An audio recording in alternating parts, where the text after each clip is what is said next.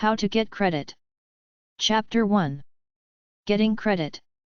Credit Getting Guide. Extending credit to customers is the way creditors make money. If you convince them you are a good risk, they will give you what you want.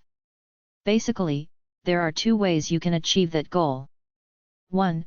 You can bypass the normal scoring methods that are used by impressing the person processing your application that you are sincere, reliable, stable, and have the ability to make monthly payments on a loan or credit card account. 2. You can tailor your answers to the application's questions and in that manner fit into the right scoring mold of what a good credit risk is according to the formula they are using. That doesn't mean you should lie on your application. It simply means you should be aware that being compatible with certain stereotypes will work in your favor. Remember, a creditor can still verify the information you list in an application. Still, many people will twist the truth to put themselves in a favorable position. For example, some applicants will list their parents', a friend's or a relative's address as their own residence and indicate they have lived there for years. Provided an applicant has a friend or employer who will go along with them, they can list a position and salary they don't really receive. Then when the creditor calls to verify employment, the friend will support what the applicant has claimed to be true. Another way applicants instantly increase their salary is to set up their own corporation. After issuing themselves private stock with an inflated value, they list the stock as part of their salary. If you don't have a telephone, get one installed. The alternative is to make an arrangement with the telephone company and a friend or relative to have your name listed with their phone.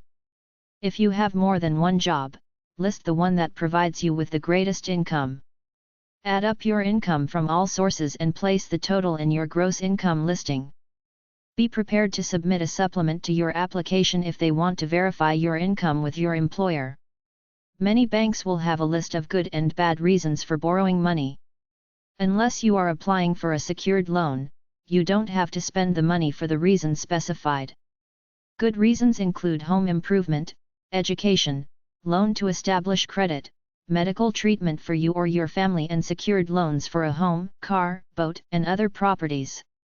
Bad reasons include loans that create another obligation, such as that created when you borrow money for a down payment and then have two payments to make, money to pay a fine or penalty, money to consolidate debts unless you are doing it to get lower interest rates, an unnecessary luxury item, money to finance politics, and money that you will loan to someone else. Use a little common sense in determining what type of loan a creditor may consider bad. Banks use dependent figures to determine what your living costs are. If you have more than two dependents, you should indicate how they earn their own way or are self-supporting. If you don't own your own home, counteract this by showing how stable you are. For example, even though you have only rented in a new location for a relatively short time, you lived at your last residence for many years. Even job changes and moves can be counteracted if each change increased your salary and improved your position. Don't ever let a creditor guess as to whether or not you can afford the extra obligation you are asking for. Make it obvious by the amount of your income. If you have more income sources than just your salary, include those amounts. If you complete an application and are still rejected, the very first thing you should do is go back and demand the reason you were rejected. There are many reasons why a person may be turned down for credit, but whatever the reason, you have a legal right to ask a creditor what their reason was. By knowing what some of the main reasons are for denying credit, you can put yourself in a position whereby you can make necessary adjustments and avoid negative effects in advance. If you are turned down, you can then of course concentrate on those points when you reapply. When you are dealing with creditors, you will know who is the cooperative sort and who is not. If an unsecured loan does not appear imminent, turn the conversation to a secured loan. Then all you do is deposit an amount into savings account to serve as collateral for the amount of credit you want to secure. In some cases, the creditor may take personal property as security. If you go to one creditor and it's clear he has no imagination to deal, go to another who is willing. Co-signer.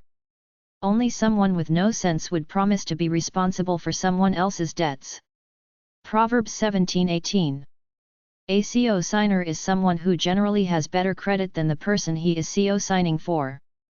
He is also the person a creditor will go after first in the event you do not pay off your debt.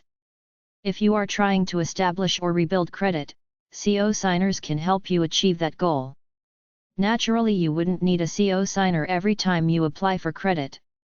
After paying off one obligation with a CO signer, it should be much easier to acquire more credit on your own. CO signers are usually friends or relatives. When you find someone willing to help, they should be offered some compensation agreeable to both of you. Your application for credit will be approved primarily on the strength of your CO signer's credit. If you have got a good credit rating, haggle for lower interest on the loan. If you CO sign for anyone, be ready to pay for it. Ways to get credit. A controversial way to build up your credit rating is to borrow money even if you don't need it and pay it back promptly. Keep borrowing larger amounts. To work a plan, you need at least $400 to begin. You should borrow this from your friends if necessary, then go to a bank of your choice and deposit the $400 into a regular passbook savings account. Wait a few days for the account to be posted and return to the bank to ask for a $400 loan. Offer the passbook as collateral since the bank is already holding your $400. Go to another bank, open a savings account, get another $400 loan, and they won't even make a credit check then. With your borrowed $400, go to another bank, open a savings account, return a few days later, borrow $400 from that bank using your passbook as collateral. Repeat the process at several banks with your borrowed $400. Wait a few days to go to the last bank where you open this time a checking account. Wait a few days and make a payment on each of the other 3 loans. A week later, make payments again on the 3 loans and continue paying each week until you have almost paid off the balance. A credit investigation at this point will show you with 3 active bank loans, which are considered hard to get, a checking account and a paying history for the 3 bank loans with you having paid up in advance. Thus, you have AAA credit in as little as 30 days. From here you go on to apply for loans, credit cards, and other items on credit. After you do that, do the following. Apply for department store cards first. Purchase something and pay the balance when due. Apply for gasoline credit cards listing your department store cards as references. Apply for bank cards, MasterCard, and Visa. Apply for the travel and entertainment cards, American Express, Diners Club, etc. More credit getting tactics. 1. None of this information is being recommended as techniques you should use. If you decide to use any of the information herein, it is recommended that you first consult with an attorney to obtain legal advice. Use this info only at your own risk. I won't take responsibility for the consequences. The key is to pay your bills on time, including credit card bills. Get any credit card you can, Visa, MasterCard, etc., even if it is a secured credit card. Make small purchases and pay promptly every month. Providing that you have kept to your repayment agreements on all loans and cards for 6 months or more, it should be easy to get credit and/or new credit cards. You want credit companies to see you as a good risk. They want to make money out of you, which is why they want to give people with good credit more credit. You must know who the credit reporting agencies are. Credit bureaus are extremely powerful organizations. If you are an adult living in America, the overwhelming odds are that a credit bureau somewhere knows who you are, where you live, the name of every employer you ever worked for, how many times you applied for credit, how many times you were denied or approved, and how many times you were late in making a payment. Similarly, it's all in a credit report that once accessed by a subscriber, will tell them whether or not you should receive additional credit. The ultimate decision is arrived at by looking at the entries in your file. To achieve your credit goals, you have to obtain your credit report and then attack it with precision. There are approximately 5,000 credit reporting and collection agencies operating in the United States today. If a credit problem exists, it may or may not be brought to your attention. Damaging inquiries and variations may appear in your file without your knowledge. However, if you apply for credit and there is a problem whereby you were rejected, you would be notified by the lender and told that the credit application denial was the result of a credit bureau report. If you either know or suspect you have a credit problem, there is no way to know what you are up against unless you get a copy of your credit report. This is where any major roadblock to getting credit will surface. Even before you attempt to obtain or increase credit lines, you should first obtain all credit reports that are available on you. You can accomplish that by calling for one or more of the credit bureaus and asking for your credit report. There may be a small fee for this service, however. If your application for credit is denied by a creditor, then you can receive a credit report at no charge from the credit reporting agency. Even if you don't suspect a problem, you should get a credit report on yourself just to identify any false or incorrect information that has been entered into your file. Damaging computer errors, human entry errors, incorrect social security numbers, addresses, employers, and income errors happen all the time. At the very least, you should make certain you haven't become the victim of computer error. Bankers and lenders in a certain geographic area usually turn to one credit reporting agency. There are many, however, that subscribe to more than one. That can work in your favor because in many cases your complete credit history may never be accessed by a credit bureau located in another area.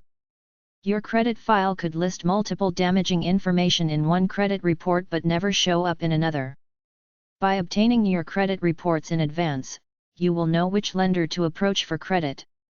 All you have to do is ask. Activate a banker's desire to force money into your hands. By applying for credit through a bank of other lenders that subscribe to a credit reporting agency outside the area, there's every reason to believe that some damaging information will not appear in your file. More credit getting tactics too. Remember, the only way bankers and lenders can survive is to extend credit to consumers. By taking steps to sidestep one credit report that has negative entries and taking advantage of another that show you as a good credit risk, creditors will practically force hard cash into your hand. Here's how.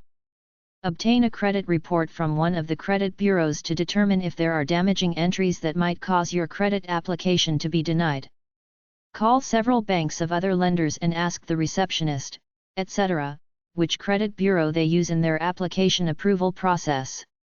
If the individual tells you they don't know, ask them to find out. Select a bank or lender that subscribes to a credit reporting agency other than the one typically used in the area. Obtain a credit report from the credit reporting agency that your selected lender uses. Repeat step number 4 until you find a report that is favorable to your and shows the least negative entries. The only thing left for you to do is apply with that bank, lender, or other creditor that subscribes to the credit bureau that has a credit report the most favorable to you. When you receive your credit report, write down every piece of information that is inaccurate or untrue. Even if an entry is partially true, you may still want to dispute it, especially if your credit report will be improved as a result. Read all of the instructions on the back of your credit report very carefully. Symbols may be used for much of the information entered and you will have to understand each one. It's easy to become confused, but a number you can call if you have a question will be provided. Get credit by incorporating. Anybody in any state can incorporate themselves as a business even if they're not actively doing business in order to get credit through it, which is a separate file from your personal credit file, and in order to limit personal liability both credit-wise, the limited liability corporation gets the bills, and if you're sued by anybody. If you are the owner-manager of a small business, you may have been wondering about the advisability of incorporating your business, particularly if you are seeking equity capital. Laws governing the procedure for obtaining a corporate charter vary among states. Detailed information about the requirements of your state can be obtained from the secretary or other official designated to supervise the granting of corporate charters. The majority of small and medium-sized businesses, especially those whose trade is local in nature, find it advisable to obtain their charter from the state in which the greatest part of their business is conducted. Out-of-state or foreign incorporation often results in the additional payments of taxes and fees in another jurisdiction. Moreover, under the laws of many states, the property of a foreign corporation is subject to less favorable treatment, especially in the area of attachment of corporate assets. This legal difference could prove especially hazardous to a small business. On the other hand, you should look into possible benefits to be gained from incorporation in another state. Such factors as state taxes, restrictions on corporate powers and lines of business in which a company may engage, capital requirements, restrictions upon foreign corporations in your state and so forth should be taken into consideration in selecting the state of incorporation. For more information, refer to my business book. Books about incorporating a business are at number 346.71 OEKE 1400, KF 1420 at the library. If you want to incorporate your business, especially out of state for certain benefits, get a copy of inc.com or Businessweek, businessweek.com magazine and look in the business services section of the classified ads. Corporate.com.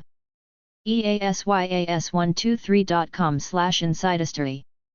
Incorporating.eou.com. LLCweb.com. self-counsel.com, incorporation forms.